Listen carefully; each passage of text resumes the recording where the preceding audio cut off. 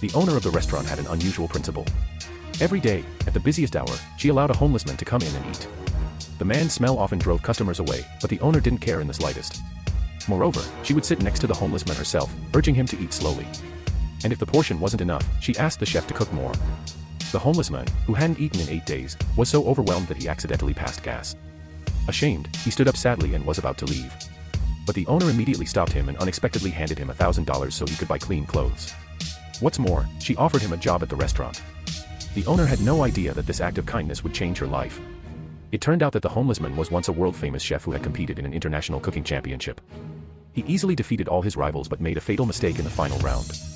His mentor, who had secretly bet against him, demanded that he lose on purpose. In return, he promised $10 billion. But the chef refused the bribe, which enraged his mentor. As punishment, the mentor ordered his men to break the chef's right hand so he would never cook again.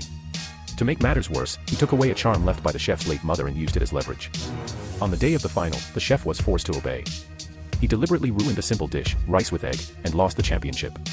But even then, his mentor showed no mercy. He made sure the chef could never return to his profession. Since then, the man had lived on the streets, trying to ease his hunger however he could. He would walk into restaurants asking for leftovers, but waiters always turned him away in disgust.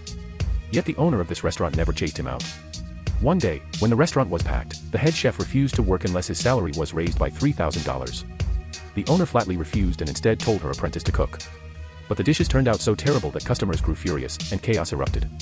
Despite the crisis, the owner refused to give in to the chef's blackmail, declaring she would rather close the restaurant than surrender. At that moment, a well-known gangster walked in and demanded to reserve the entire place for a private dinner with his crew. He ordered that the food be served immediately, leaving no room for negotiation. The owner pleaded with the chef to cook, offering him an extra $5,000 and promising to release him afterward. But the chef still refused, insisting on his salary increase. Just when it seemed the situation had reached a dead end and the chef was about to walk out, the owner gave him a cold, steady look. The rest of the staff begged her to agree, and for a moment, it seemed she was about to give in. But then, from the corner of the room, the homeless man suddenly spoke.